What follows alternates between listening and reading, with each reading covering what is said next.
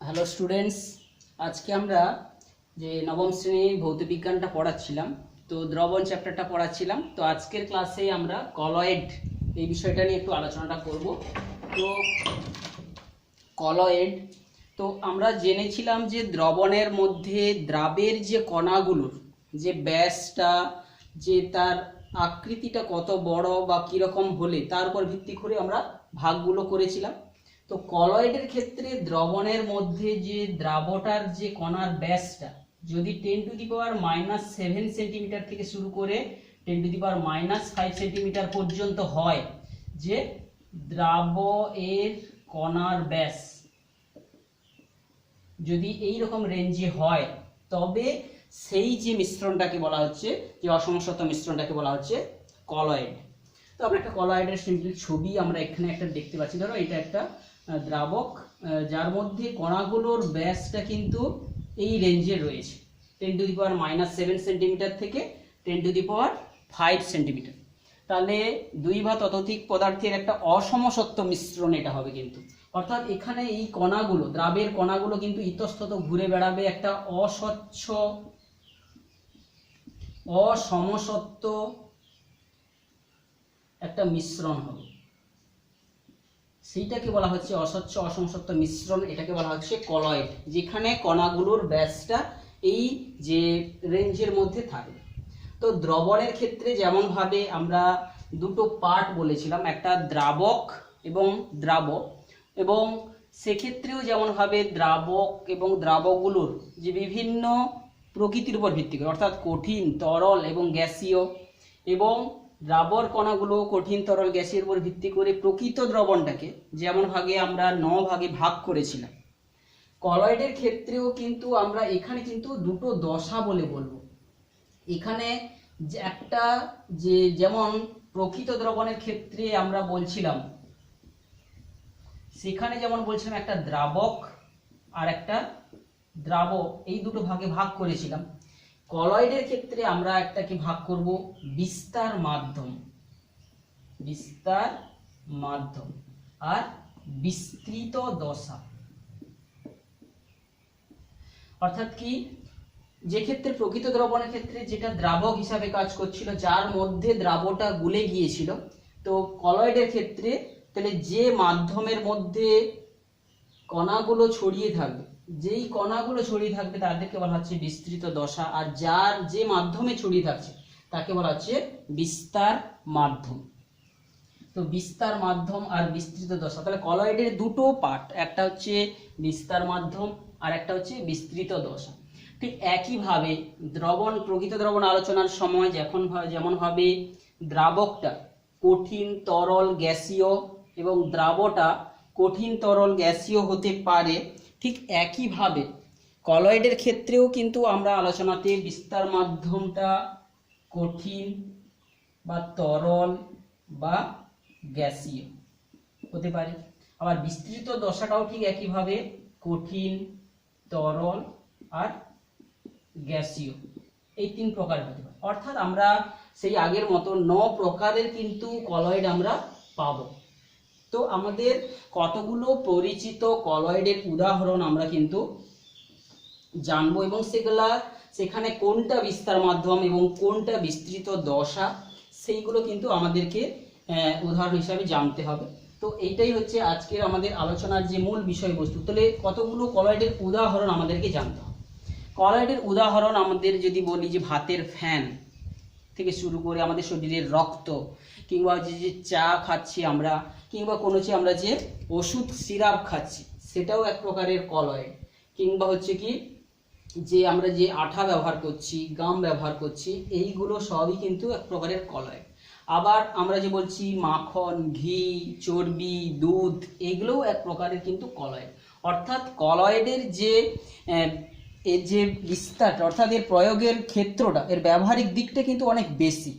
তো সেই জন্য আমাদেরকে কলয়েডটা কিন্তু একটা গুরুত্বের সঙ্গে আলোচনা করতে হবে। তো কলয়েডের উদাহরণগুলোকে আমরা যদি সিস্টেমেটিক্যালি আলোচনা করেছি, কঠিনের একটা কলয়েড, কঠিন তরলের কলয়েড, কঠিন গ্যাসের কলয়েড, কিংবা তরল কঠিনের একটা কলয়েড, তরল তরলের কলয়েড, তরল গ্যাসের কলয়েড, কিংবা গ্যাস কঠিনের কলয়েড, গ্যাস তরলের কলয়েড, গ্যাস গ্যাসের কলয়েড। অর্থাৎ বিস্তার মাধ্যম কঠিন, বিস্তৃত দশা কঠিন, সেই রকমের হচ্ছে এক প্রকারের কলয়েড উদাহরণ। তো কতগুলো নির্দিষ্ট বিশেষ প্রকারের কলয়েডের উদাহরণ, কঠিনের কলয়েডের উদাহরণ হিসাবে আমাদের এখানে বইতে আমরা বলছি কঠিনের যে কলয়েডের উদাহরণ, কঠিনের কলয়েড, অর্থাৎ বিস্তার মাধ্যম কঠিন এবং বিস্তৃত দশা কঠিন, এই দু প্রকারের অসমসত্ব মিশ্রণে যে কলয়েডটা হচ্ছে, যেমন কি যে বিভিন্ন যে সংকর ধাতুগুলোর ক্ষেত্রে, কিন্তু সংকর ধাতু, যদিও এখানে অনেক সময় সমসত্বও হতে পারে আবার অসমসত্বও হতে পারে, যেমন আমরা প্রকৃত দ্রবণের ক্ষেত্রেও কিন্তু সংকর ধাতুগুলোকে অনেক ক্ষেত্রে আমরা সমসত্ব দ্রবণ তৈরি করে সেই ধরে নিয়ে কিন্তু কলয়েড প্রকৃত দ্রবণ বলেছিলাম। তো কঠিন কলয়েড, আচ্ছা, কিংবা রঙিন কাঁচ, যে কাঁচ, রঙিন কাঁচ যেটা আমরা দেখে থাকি সাধারণত জানলায় বা বিভিন্ন ক্ষেত্রে ব্যবহার করা হচ্ছে, সেইগুলো কিন্তু কঠিনের একটা কলয়েডের উদাহরণ। আচ্ছা, বিস্তৃত দশা কঠিন, বিস্তার মাধ্যম হচ্ছে তরল। আচ্ছা, আমরা এখানে বিস্তার মাধ্যমটা যেখানটা আগে বলছি, এখানে বইতে উদাহরণে দেওয়া আছে, বিস্তার মাধ্যম হচ্ছে ধরো কঠিন আর বিস্তৃত দশা তরল, যেমন জেল। বিস্তার মাধ্যম হচ্ছে কঠিন আর বিস্তৃত দশা হচ্ছে তরল, যেটা আমরা বলছি কঠিনের সঙ্গে তরল। এটা কি হচ্ছে বিস্তার মাধ্যম, এটা হচ্ছে জেল। আবার বিস্তার মাধ্যম কঠিন আর বিস্তৃত দশা গ্যাস, এটাও হতে পারে। বিস্তার মাধ্যম কঠিন, যেমন কঠিন ফোম, এটা কি কঠিন ফোম, যেমন কি ঝামা পাথর, রাবার, এর উদাহরণ কি রাবার। তাহলে কঠিনের সঙ্গে কঠিনের কলয়েড, কঠিনের সঙ্গে তরলের কলয়েড, কঠিনের সঙ্গে গ্যাসের কলয়েড, অর্থাৎ কঠিন বিস্তার মাধ্যমের সঙ্গে কঠিন বিস্তৃত দশার, কঠিন বিস্তার মাধ্যমের সঙ্গে তরল বিস্তৃত দশার, এই উদাহরণগুলো আমরা একটা সিস্টেমেটিক্যালি সাজিয়ে নিলাম। ঠিক একইভাবে তরল বিস্তার মাধ্যমের সঙ্গে কঠিন বিস্তৃত দশা, তরল বিস্তার মাধ্যমের সঙ্গে কঠিন বিস্তৃত দশা, তরল বিস্তার মাধ্যম আর হচ্ছে কিন্তু কঠিন, যেমন সল, যেমন সেক্ষেত্রে জেল ছিল, এক্ষেত্রে হচ্ছে সল। যেমন এই সলগুলো বিভিন্ন প্রকারের হয়ে থাকে, যেমন জেলটাও বিভিন্ন প্রকারের হয়ে থাকে। জেল, এই জেলগুলো যেমন কি, জেলগুলো কি মাখন, কিন্তু একটা জেল মাখন, আর হচ্ছে দই পনির, এই নামটা, কলয়েডের নামটা হচ্ছে জেল, কিন্তু উদাহরণগুলো হচ্ছে কিন্তু নাম আর উদাহরণ। তাহলে কলয়েডটাকে একটা বিশেষ নাম কোনো ক্ষেত্রে আবার দেওয়া হয়ে থাকছে, যেমন জেলের উদাহরণ। আবার সল বলা হচ্ছে কি, সলের আবার উদাহরণ আছে বিভিন্ন প্রকার, গোল্ড সল, সালফার সল, এরকম বিভিন্ন প্রকারের সল হচ্ছে। তো আমরা এই উদাহরণটাকে কয়েকটা বিশেষ প্রকারের যে সলটার, যে সলের কথা আমরা পরে আলোচনা করব। তো সলটা হচ্ছে এইটা, সলগুলো কি কি, গোল্ড সল, সালফার সল, এইগুলো। আচ্ছা, এবারে তরল বিস্তার মাধ্যমের সঙ্গে যদি গ্যাস বিস্তৃত দশা যদি হয়ে থাকে, তরল বিস্তার মাধ্যমের সঙ্গে বিস্তৃত, যেমন ফোম, এটা হচ্ছে কি ফোম, এর উদাহরণ কি সাবানের ফেনা। সাবানের ফেনা হচ্ছে তরল বিস্তার মাধ্যমে গ্যাসটা কিন্তু বিস্তৃত কণা হিসেবে থাকছে, এটা হচ্ছে সাবানের ফেনা। এইগুলো হচ্ছে এরকম উদাহরণ। তাহলে তরল বিস্তার মাধ্যম, তরলের সঙ্গে তরলের হলে আর একটা হয় যে তরলের সঙ্গে তরল, এটা সরি তরল প্লাস তরল, দুটো তরল, এটা হচ্ছে এই নামটাকে বিশেষ নাম বলা আছে ইমালশন।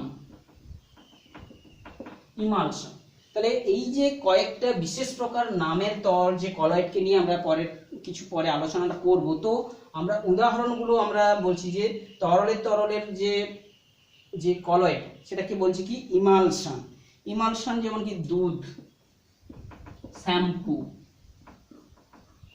তো এইগুলো হচ্ছে কিন্তু বিভিন্ন প্রকার তরলের ইমালশন। ঠিক একই রকম গ্যাস কঠিন, গ্যাস তরল, গ্যাসেরও কিন্তু আমাদের হতে পারে, তবে আমরা সেই আলোচনাতে আর যাচ্ছি না। বই দেখে তোমরা কিন্তু সেইগুলো সমস্ত একটা সুন্দর করে ছক করে তোমরা বুঝবে।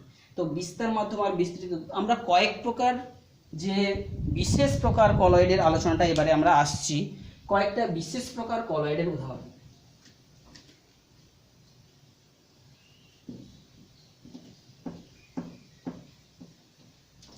কয়েকটা বিশেষ প্রকার কলয়েড।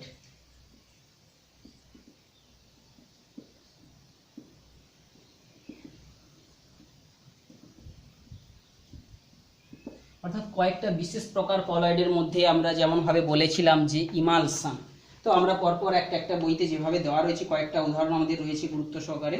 যেমন একটা বলছিলাম যে সল, একটা কয়েকটা গুরুত্বপূর্ণ যে কলয়েডের মধ্যে একটা হচ্ছে সল। সেখানে কি সলের মধ্যে কি যে তরল বিস্তার মাধ্যম, তরলটা হচ্ছে বিস্তার মাধ্যম। আমরা তো জানি কলয়েড মানে কি বিস্তার মাধ্যম আর বিস্তৃত দশা।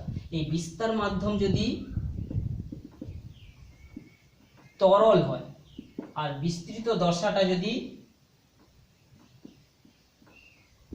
কঠিন হয়, সেই যে কলয়েডটা তৈরি হবে বিস্তার মাধ্যম তরল এবং বিস্তৃত দশাটা বা বিস্তৃত কণাগুলো যদি কঠিন হয়, সেইটাকেই আমরা একটা বিশেষ প্রকারের কলয়েড বলে থাকি, সেটা হচ্ছে কিনা সল। এই যে কয়েক প্রকার সলের উদাহরণগুলো কি কি, এই সলের উদাহরণগুলো যে বিভিন্ন প্রকার সলের উদাহরণ, যেমন কি যে জল, যদি জলটা বিস্তার তরল বিস্তার মাধ্যম হিসেবে যদি জল থাকে, এই জল এবং বিস্তৃত দশাতে যদি বিভিন্ন কিছু থাকতে পারে, সালফার থাকতে পারে, গোল্ড সল হতে পারে। তো অনেক সময় এই যে সলে যদি বিস্তার মাধ্যম জল হয় তখন তাকে বলা হয় হাইড্রোসল। এই যে সলের আবার ভাগটাকে আমরা সলের শ্রেণী বিভাগটা একটু করে নিই। শ্রেণী বিভাগ, সলের শ্রেণী বিভাগ অর্থাৎ এই যে বিস্তার মাধ্যমটা যদি জল, তরল, তো তরলের মধ্যে জলটা যদি বিস্তার মাধ্যম হিসেবে তরল হিসেবে কাজ করে, তো সেক্ষেত্রে সেই যে সলটার নাম হয়ে যায় কিন্তু হাইড্রোসল। হাইড্রোসল। আর বিস্তার মাধ্যম আর তরলটা যদি অ্যালকোহল হয়, অ্যালকোহল হয়ে থাকে, তাকে কি বলা হচ্ছে অ্যালকোসল। অ্যালকোসল, অ্যালকোসল। আর যদি বিস্তার মাধ্যমের এই যে তরলটা যদি বেনজিন হয়ে থাকে, বেনজিনও একটা তরল যৌগিক পদার্থ, বেনজিন হয়ে থাকে, তাকে বলা হচ্ছে বেনজোসল। বেনজোসল। আবার কি যদি এই যে শ্রেণী বিভাগে কঠিন যে বিস্তৃত দশাটার কণাগুলোর উপর নামের উপর ভিত্তি করে আবার ভাগ করা আছে। বিস্তৃত দশা যেটা কঠিন হবে, কঠিন যদি সোনার সল হয়, বিস্তৃত দশাটা যদি যে সোনা হতে পারে, তখন সোনা বিস্তৃত কঠিনটা যদি সোনা হয় তখন তাকে কি বলবো হচ্ছে কি গোল্ড সল। আবার যদি যে বিস্তৃত দশাতে সালফার হতে পারে, সালফার আমরা সংকেতে লেখা লিখি, সালফার যদি হয় তাকে সালফার সল, গোল্ড সল নয় তখন সালফার সল। আবার কি হতে পারে যে আর্সেনিক সালফাইড হতে পারে, আর্সেনিক হতে পারে, আর্সেনিক সল হতে পারে। অনেক সময় কি হতে পারে সিলভার হতে পারে, রূপা, সিলভার সল হতে পারে কি আরজিরল বলা হয়, সেই সলটাকে তখন কি বলা হয় আরজিরল। এই আরজিরল সলটা কিন্তু একটা ইম্পর্টেন্ট জিনিস, এটা কিন্তু চোখের রোগের যে ওষুধ হিসাবে কিন্তু ব্যবহৃত হয়। আরজিরল চোখের ওষুধ ওই হিসাবে এটা ব্যবহৃত হয়। তাহলে আমরা কয়েকটা বিশেষ প্রকার কলয়েডের মধ্যে আমরা যেটা আলোচনা করছি সেটা হচ্ছে কি যে সলটা আলোচনা করলাম। সেই সলের যে বিস্তার মাধ্যমটা যে তরল, সেই তরলটা জল হলে তার নাম, অ্যালকোহল হলে তার নাম, বেনজিন হলে তার নাম। আবার বিস্তৃত দশা কঠিন যে হয়, সেই কঠিন কণাগুলোর উপর ভিত্তি করে কিন্তু আবার বিভিন্ন নাম তাদের রয়েছে। এইটা গেল একটা বিশেষ প্রকারের যে উদাহরণ। সেই রকম এয়ারোসল, আর এক প্রকারের উদাহরণ আছে যে এয়ারোসল, এরোসল। এই এরোসল কি বিস্তার মাধ্যমটা যদি বায়ু বা গ্যাস হয়, যেখানে এখানে বিস্তার মাধ্যমটা তরল ছিল শুধু তাকে সল বলা হতো। যদি বিস্তার মাধ্যম যদি বায়ু হয়ে থাকে, আর বিস্তৃত দশা হতে পারে, কঠিন হতে পারে, বিস্তৃত দশাগুলো বিস্তার মাধ্যম বায়ু বা গ্যাস এই দুই প্রকার হতে, কঠিন হতে পারে। আর বিস্তৃত দশাটা কি হতে পারে কঠিনও হতে পারে আর তরলও হতে পারে।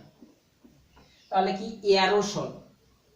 তাহলে এয়ারোসল, তাহলে যেখানে শুধু সলের ক্ষেত্রে বিস্তার মাধ্যম ছিল তরল, বিস্তৃত দশা ছিল কঠিন, কিন্তু এয়ারোসলের ক্ষেত্রে যে বিস্তার মাধ্যম বায়ু বা গ্যাস হবে, বায়ু হতে পারে বা গ্যাস হতে পারে, সেইটা তখন বলা হচ্ছে অ্যারোসল। তাহলে সেইটার উপর ভিত্তি করে কঠিন অ্যারোসল, তরল অ্যারোসল হবে। এই যে বিস্তৃত দশাটা যেটা কঠিন যদি হয়, কঠিন অ্যারোসল, কঠিন উদাহরণ হিসেবে আমরা ভাগগুলো করছি, তাহলে কঠিন অ্যারোসলের উদাহরণ কি হবে, এর শ্রেণী বিভাগটা হবে কি কঠিন অ্যারোসল, এর উদাহরণ হবে। আবার তরল অ্যারোসল, অর্থাৎ বিস্তার মাধ্যমটা বায়ু থাকবে বা গ্যাস থাকবে, কিন্তু বিস্তৃত দশাটা যদি কঠিন হয়ে যায়, যেমন কি ধোঁয়া, এটা হচ্ছে কঠিন এয়ারোসল। একটা বিস্তৃত যে বিস্তার মাধ্যমটা বায়ু থাকছে আর বিস্তৃত দশাটা থাকছে কি কঠিন, কঠিন এয়ারোসল। আর তরল যদি হয়ে থাকে তরল এয়ারোসল, যেমন কি হবে কি কুয়াশা, তরল এয়ারোসল হবে কি কুয়াশা, কুয়াশা, মেঘ। তাহলে এইখানে সল কথাটা থাকলেও এর যে সলের বিস্তার মাধ্যম ছিল কিন্তু তরল, এই এয়ারোসলের ক্ষেত্রে বিস্তার মাধ্যম কিন্তু বায়ু বা গ্যাস, এই পার্থক্যটা কিন্তু খেয়াল রাখতে হবে। এরপরে আরো এক বিশেষ প্রকার কলয়েডের মধ্যে আমরা চলে আসছি, যে 3 নম্বরে, যেটা কিনা যে ইমালশন। 3 নম্বর আরেক প্রকার বিশেষ প্রকার কলয়েডের উদাহরণ হচ্ছে কি ইমালশন। ইমালশনটা কি, তরলের যে কলয়েড, অর্থাৎ তরলটা হবে বিস্তার মাধ্যম, আবার তরলটা হবেও কিন্তু বিস্তৃত দশা। তরলের মধ্যে যদি আরেকটা তরল ক্ষুদ্র ক্ষুদ্র কণা রূপে ছড়িয়ে থাকে, সেটাকে বলা হচ্ছে ইমালশন। তাহলে তরলের মধ্যে অন্য কোনো একটা তরল ক্ষুদ্র ক্ষুদ্র কণার আকারে ছড়িয়ে আছে, সেইটাকেই বলা হচ্ছে তরলের কলয়েড বা ইমালশন। তো এখন এই ইমালশনটা তো দুভাগে ভাগ করা হয়ে থাকে, অবদ্রব্য বা ইমালশন বলা হয়। ইমালশনটাকে আর একটা নাম বলা হচ্ছে অবদ্রব্য। যেমন একটা উদাহরণ, আমরা তেলের মধ্যে বা জলের মধ্যে তেল মিশিয়ে যদি আমরা ঝাঁকাই, সেটা একটা ইমালশন হবে।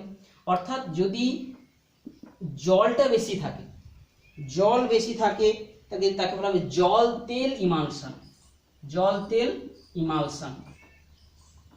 জলটা বেশি যদি থাকে, আবার একটা যদি বলা হবে যে তেল জল ইমালশন, তেল জল ইমালশন, তেলটা যদি বেশি থাকে, অর্থাৎ আমরা যদি এই যে তেল জলটা বেশি তেলটা কম, আবার তেলটা বেশি জলটা কম থাকে, তখন তাকে বলা হবে তেল জল ইমালশন। তাহলে অর্থাৎ একটা যদি বলি এটা 100 ml জলের মধ্যে 5 ml তেল ফেলে নিয়ে তাকে ঝাঁকিয়ে যেটা তৈরি হবে, সেটা কিন্তু ইমালশন, জল তেল ইমালশন বা তেল জল ইমালশন। তো এখন কি এই যে ইমালশন তৈরি হলে কিন্তু সেইটা কিন্তু কিছু অস্থায়ী প্রকৃতির হয়, কিছুক্ষণ পরে আবার ওরা কিন্তু ধীরে ধীরে আলাদা হতে শুরু করে, আলাদা হয়ে আবার কিন্তু দুটো যে ভিন্ন ঘনত্বের তরল, তো তারা আলাদা হয়ে যায়। এই যে আলাদা হয়ে যায়, এই আলাদা হয়ে যাওয়াটাকে যদি নিবারণ করার জন্য অনেক সময় অনেক পদার্থ মিশিয়ে দিলে সেই যে তাদের পৃথকীকরণটা অনেকটা মন্দীভূত হয়ে যায় এবং এই ইমালশনটা অনেকটা দীর্ঘস্থায়ী হয়। সেই সমস্ত পদার্থগুলোকে বলা হচ্ছে কি অবদ্রাবকারক। অর্থাৎ অবদ্রাবকারকটা, অবদ্রাবকারক বা ইমালসিফাইং এজেন্ট, ইমালসিফাইং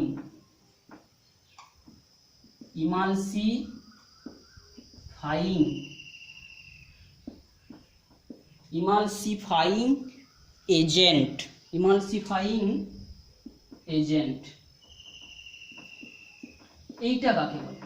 অর্থাৎ কি ইমালশন তৈরি করে ফেললে এই জল তেল বা তেল জল এটা কিন্তু ধীরে ধীরে পৃথক হয়ে যেতে শুরু করে। তাহলে ইমালসিফাইং এজেন্ট বা অবদ্রাবকারক হচ্ছে এমন এক ধরনের পদার্থ যাদেরকে এই ইমালশনে মিশিয়ে রাখলে সেই ইমালশনটা অনেকটা দীর্ঘস্থায়ী হবে, সেইটাকেই বলা হচ্ছে ইমালসিফাইং এজেন্ট।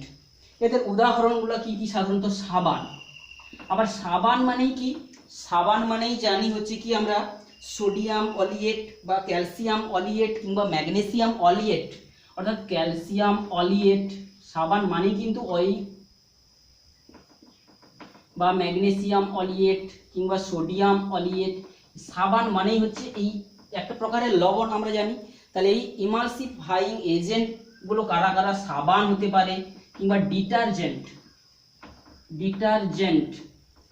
কিংবা আরো অনেক কিছু রয়েছে, অ্যালবুমিন, কেসিন, এইগুলো হচ্ছে ইমালসিফাইং এজেন্ট। এরা মিশালো থাকলে বা ইমালসিফাইং এজেন্ট হিসেবে কেসিন, দুধের মধ্যে যেটা থাকে কেসিন, সেই জন্য ওই যে দুধ এক প্রকার যে ইমালশান, ওটা কিন্তু তার সেই ইমালশান যে অবস্থাটা বজায় রাখতে সাহায্য করে কেসিন নামক যে যৌগটা।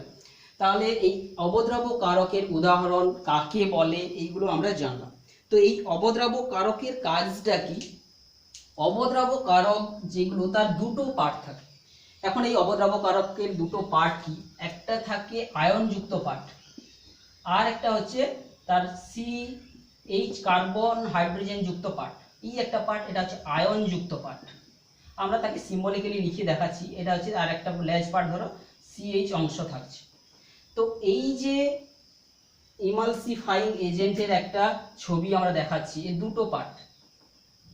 এখন এই দুটো পার্টের দুটো অংশ, যে তেল জল, ধরো এটা আমি বলছি তেলের একটা অংশ, আর বাইরের দিকে হচ্ছে জল, এগুলো চারদিকে জল, আর মাঝখানে এটা হচ্ছে বলছি তেল।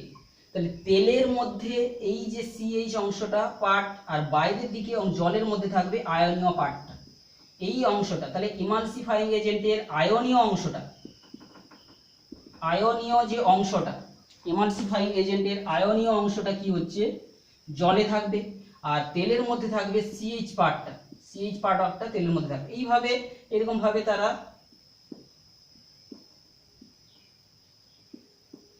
আমরা সিম্বলিক্যালি দেখাচ্ছি। তাহলে ইমালসিফাইং এজেন্টগুলো কি করবে? এই তেল জলটা কিভাবে ধরে রাখতে সাহায্য করবে। তার যে দুটো পার্ট থাকবে, একটা আয়নীয় পার্ট, একটা হচ্ছে যে CH যুক্ত পার্ট, সেটা এইভাবে অবদ্রাব্য কারকটা ইমালশনটাকে অনেকক্ষণ স্থায়িত্ব বজায় রাখতে ওরা সাহায্য করে। তো এই ইমালসিফাইং এজেন্টের ব্যবহারও কিন্তু তেল জল যেহেতু ধরে রাখতে পারে, তো আমাদেরকে জামা কাপড় পরিষ্কার করার ক্ষেত্রে এই সাবান কিংবা ডিটারজেন্ট কিভাবে কাজটা করে না, সে ইমালশন তৈরি করে দেয়। আমাদের কোনো জামা কাপড়ে যদি তেল লেগে থাকে, কলারে হাতাতে যদি তেল লেগে থাকে, তো সেই জামা কাপড়টাকে যদি সাবান জলে মিশিয়ে দিই, সাবান বা ডিটারজেন্ট কি করে? ও একটা ইমালসিফাইং এজেন্ট, ও জামার কলারের লেগে থাকা তেল অংশতে কি করবে? তার যে CH পার্টটাকে ঢুকিয়ে দেবে, আর হচ্ছে জলের মধ্যে প্লাস আয়ন অংশ, প্লাস পার্টটা অর্থাৎ আয়নযুক্ত অংশটাকে জলের মধ্যে রাখবে, এইভাবে তাকে টেনে নেবে। এইভাবে কি করবে? যে এইভাবে কিন্তু আমাদের জামা কাপড়টাকে পরিষ্কার করার ক্ষেত্রেও কাজে লাগবে। অর্থাৎ একটা ধরো জামা, এই জামাতে যে তেল আছে, এই তেলের মধ্যে কি করবে? সেই সূচালো অংশটা বা সুর অংশটা, যেটা CH পার্টটা ঢুকিয়ে দেবে, আর জলের মধ্যে কি করবে? প্লাস অংশটা কিন্তু এই যে ইমালসিফাইং এজেন্ট, এটা ধরো সাবানের অণু, এই সাবানের অণুটা কি করবে? জামার তেলের মধ্যে তার সূচালো যে CH পার্টটাকে ঢুকিয়ে রাখবে, আর জলের মধ্যে এটাকে ঢুকিয়ে তাকে টেনে বের করে নেবে, আর জামাটা এইভাবে পরিষ্কার হয়ে যাবে। তাহলে জামাটাকে জলে ডুবিয়ে বা সেই সাবান জলে ডুবিয়ে যদি তুলে নেওয়া হয়, তাহলে জামায় যে তেলগুলো লেগেছিল সেই তেলগুলো কি করবে? সাবানের যে ইমালসিফাইং এজেন্ট হিসাবে কাজ করে যেটা, সে কিন্তু ইমালশন তৈরি করে ফেলবে এবং জামাটা এইভাবে পরিষ্কার হবে। তো আজকে আমরা যেটা আলোচনা করলাম, কয়েক প্রকার বিশেষ প্রকার কলয়েডের যে আলোচনাটা, এবং সঙ্গে সঙ্গে ইমালসিফাইং এজেন্ট সম্পর্কেও একটু আমরা জানলাম। সেই রকম এই যে তেল জল কিংবা জল তেলের যে ইমালশনের কয়েকটা উদাহরণগুলো, এই উদাহরণগুলো আমাদের একটু জানতে হবে। বিশেষ করে এই যে জল আর তেলের, অর্থাৎ জল হচ্ছে বিস্তার মাধ্যম, জলের পরিমাণ বেশি, তেলটা একটু কম আছে, সেটা কি? দুধ। ইমালশনের উদাহরণ কি? দুধ। আর তেল জলের উদাহরণটা হচ্ছে কি? মাখন। তাহলে এই দুধ মাখন এদের মধ্যে গুণগত মান একই, কিন্তু এটা যে কলয়েড, এই কলয়েডের মধ্যে বিস্তার মাধ্যম বিস্তৃত দশার সামান্য কিন্তু পার্থক্য রয়েছে। তো সেই রকম ভাবে আরো কয়েকটা করে উদাহরণ, মাখনের সঙ্গে সঙ্গে কড লিভার অয়েল কিংবা যে কোল্ড ক্রিম, আমরা যে শীতকালে ব্যবহার করি কোল্ড ক্রিম, এইগুলো সবই কিন্তু হচ্ছে এই যে তেল জল ইমালশন। অর্থাৎ তেলের মধ্যে বিস্তার মাধ্যমটা তেল আর বিস্তৃত দশাটা তার মধ্যে জলটা হিসেবে বিস্তৃত দশা হিসেবে আছে। তো এই রকম ভাবে কয়েকটা উদাহরণ, এক্ষেত্রে যেরকম দুধের উদাহরণ সঙ্গে সঙ্গে দুধ, চর্বি, এগুলো হচ্ছে তার উদাহরণ। তো আজকে আমরা এই যে কয়েক প্রকার বিশেষ প্রকার কলয়েডের আলোচনাটা করলাম, এর পরের ক্লাসে এই চ্যাপ্টারের পরবর্তী অংশগুলোতে আমরা আলোচনাটা করব।